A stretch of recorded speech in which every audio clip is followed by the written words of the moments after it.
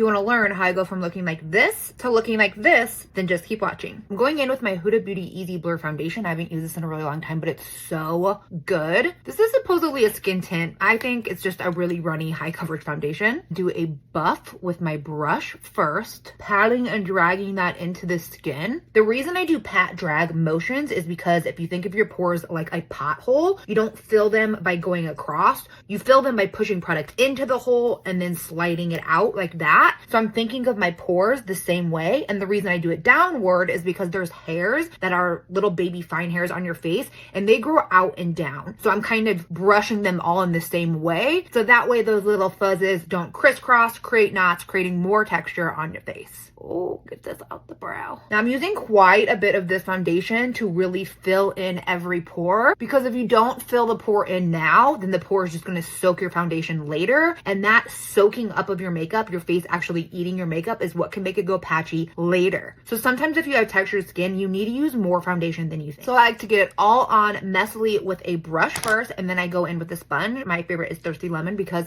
duh. And I use that to push the foundation into the skin while also picking up the foundation that's too much sitting on top of this. And this double step for foundation is really what's going to give you a flawless finish. This foundation has a lot of dimethicone in it, which you guys know is one of my favorite ingredients on foundations because it makes the foundation just get better with time. It also makes it flexible. It's almost like your foundation has stretch to it, so it's not going to break apart. It's going to move with the skin, which is especially useful for me around my nose where I have a lot of texture, and also my chin where I have a deep crease. If you have textured skin, the best thing to look for is high to medium coverage concealers that have a thin formula. I really love this Natasha Denona one. Now this one is a little dark for me now, but that's okay because it's going to conceal and color correct in one step. I like to focus on that when I'm concealing, and I'll deal with the brightness aspect later. Thirsty Lemon to tap that in because duh. And you'll be able to see on this under eye how we're going to correct all the darkness and dark circles. It's not going to look bright, but it's going to look flat, and that's how I like to start. Because remember, anything that's bright is going to highlight. I don't want to highlight too much any of my problem areas, but I do want to conceal them, so I'm using something that's more my skin tone. I can go in now very strategically with a lighter concealer and make it bright just where I want it. And this allows me to manipulate that brightness without emphasizing any texture I don't want to emphasize. And the little nip of this Thirsty Lemon is just perfect for fitting right in there, especially if you're starting to get deep set eyes or dark circles. Okay, we're finished with the entire look. I really love these products. I feel snatched